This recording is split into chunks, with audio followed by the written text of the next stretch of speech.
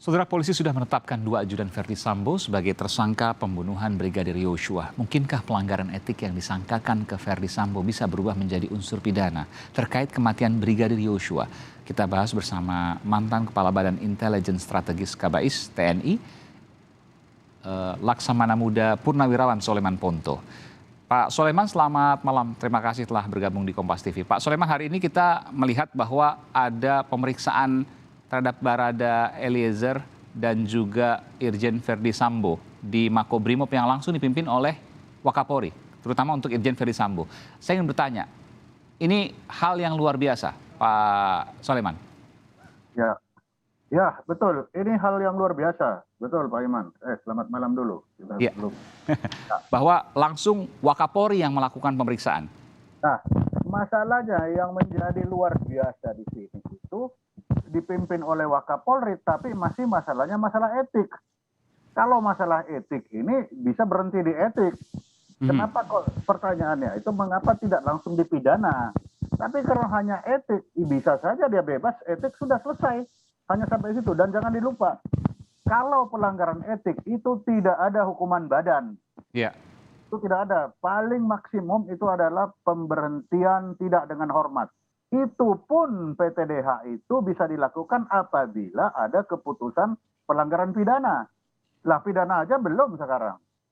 Kan Pak Mahfud sudah mengatakan bahwa etik dan pidana bisa jalan bareng-bareng. Anda mengkhawatirkan bahwa etik ini akan berhenti di sini, tidak akan berlanjut ke pidananya? Nah, itu yang saya khawatirkan. Dia bisa berhenti di etik saja, tidak ke pidana. Kalau memang sebenarnya kalau dia langsung ke pidana, itu etik otomatis ikut.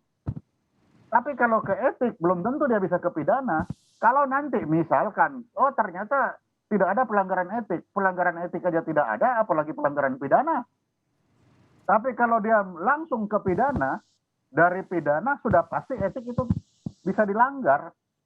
Oke. Nah, ini memang ada agak beda ini penegakan hukum. Tapi kan begini Pak Soleman, saya agak berbeda dengan Anda. Kalau seandainya pelanggaran etik itu kemudian diungkapkan jenisnya, maka di situ kan akan terbukti ada juga pelanggaran pidana. Misalnya saat ini Irjen Verdi Sambo diperiksa terkait dengan dugaan perusakan CCTV. Jika itu terbukti secara etik, maka itu juga pidana karena perusakan CCTV adalah obstruction of justice atau menghalang-halangi penyidikan. Dan itu punya aspek pidana di KUHP. Iya, betul. Kenapa tidak langsung ke situ saja? Itu maksud saya. Kan bisa langsung. Kenapa harus masuk ke etik dulu? Karena kalau ke etik dulu, dia bisa berhenti di situ. Iya. Tapi kalau itu kan betul itu tadi. Itu terpenuhi unsur pidananya. Mengapa tidak langsung ke pidana? Itu Dari pertanyaan. pidana baru turun ke etik. Kalau di militer, dari pidana kalau ringan sekali baru dia turun ke disiplin. Nah, ini di Polri kan aneh. Kenapa dia harus ke etik dulu? Bisa berhenti dia di etik. Tidak ada kepastian dia ke pidana. Kenapa itu tidak ke pidana? Unsur-unsur pidana sudah terpenuhi, ya langsung ke pidana saja. Kan tidak perlu ke etik dulu. Oke. Ini yang membuat masyarakat atau saya pun kebingungan. Mengapa kok hanya etik? Harusnya seperti apa? Bareng-bareng, etik dan pidana. Tapi kemudian disampaikan dugaan pidana juga sudah disampaikan. Dugaannya adalah ABC misalnya. Nah, kalau dugaan kenapa tidak langsung tersangka pidana? Apa yang disampaikan Pak Mahfud tadi itu sudah terpenuhi unsur-unsur pidana. Oke. Nah, kalau itu sudah terpenuhi, langsung tersangka kan bisa. Oke. Kenapa harus berhenti ke etik dulu? Karena jangan lupa etik itu hanya buatan Kapolri, bukan buatan undang-undang. Beda dengan TNI. Di TNI itu KUHPM, pidana militer, dan KUHDM, disiplin militer, dua-duanya diatur oleh undang-undang.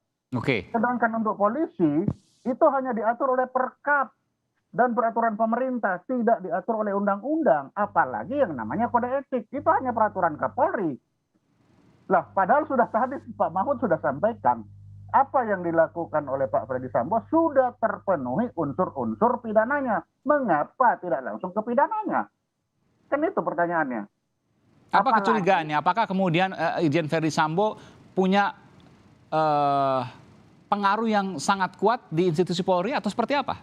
Nah, itulah kan dari awal saya bilang ada sesuatu yang disembunyikan kalau seperti begini kan selalu itu. Ini yang membuat orang bertanya-tanya. Kenapa ini unsur pidana sudah terpenuhi, kenapa tidak langsung saja ke pidana? Mengapa harus melewati kode etik terlebih dahulu? Kan itu. Kalau nanti misalkan di kode etik itu diputuskan itu di situ tidak melanggar kode etik, apakah mungkin ke pidana? Nah, Tidak mungkin. iya kan? Tidak mungkin. Tapi kan apakah mungkin tidak melanggar kode etik dengan segala informasi yang sudah beredar saat ini? Lah, bisa saja, itu intern mereka kok. Kan nanti intern polisi, tidak ada yang dari luar. Kenapa tidak bisa? Bisa saja. Ada pengakuan Barada Eliezer yang baru misalnya. Nah, itu kan nanti kalau dipidananya dengan adanya sekarang, apakah itu ada dihubungkan atau tidak, kan kita tidak tahu. Karena sekarang judulnya kode etik tentang TKP kan, bukan kode etik atau tentang pembunuhan, kan belum ke sana. Ya. Jadi pernyataan Pak Mahfud menurut Anda itu adalah pernyataan yang benar dan harus itu seolah-olah merupakan perintah bagi polisian untuk kemudian melakukan segera proses pemeriksaan terkait pidana Irjen Verdi Sambo. Jadi apa yang disampaikan Pak Mahfud itu sudah tidak perlu, dari kalau saya melihat itu tidak perlu ke etik, langsung ke pidana. Karena itu sudah terpenuhi unsur-unsur pidananya. Kenapa harus ke etik? Kan itu. Apalagi ditahan sampai 21 hari. Penahanan badan itu judulnya memang ditempatkan di tempat yang khusus. Tapi penahanan badan itu harus diatur oleh undang-undang, bukan diatur oleh peraturan pemerintah. Nah, ini ada agak beda ini. Memang aturan polisi ini sepertinya agak berbeda dengan orang sipil, berbeda dengan militer. Kalau di polisi itu saya lihat ada pidana umum, ada etik, ada peraturan tentang disiplin. Ada 3, coba. Di militer itu hanya 2, pidana militer, disiplin militer. Di umum hanya ada pidana umum dan disiplin. Polisi ada 3.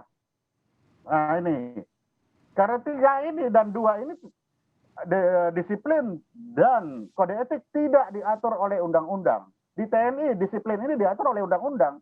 Sehingga dengan disiplin itu boleh tahanan badan. Iya. Artinya memang ada kejanggalan di sini bahwa ketika ada dugaan soal perusakan CCTV misalnya, maka itu bukan sekedar soal etik tapi juga sudah pidana. Dan harusnya soal pidana pesannya adalah kemudian harus langsung kemudian diproses apakah salah atau tidak dan lain sebagainya itu belakangan, tapi bahwa proses pidananya itu kemudian diungkapkan secara terbuka dan transparan. Ya, betul. Karena di kode etik itu tidak ada ancaman hukumannya, itu tidak ada. Ancaman hukumannya itu PTDH. PTDH, betul. Pemberhentian tidak dengan hormat. Dan PTDH itu bisa dilaksanakan apabila ada pidananya. Nah sekarang kalau pidananya belum ada kan bagaimana coba? Tidak ada hukumannya. Baik. Makanya pertanyaannya itu, mengapa tidak langsung saja ke pidana? Kan itu sudah terpenuhi unsur-unsurnya. Baik, tentu ini menjadi masukan yang menarik. Terima kasih. Laksamana Muda Purnawirawan Soleman Ponto, Kepala Bais TNI di tahun 2011. Terima kasih Pak Soleman. Selamat malam, sehat selalu. Selamat malam. Ya.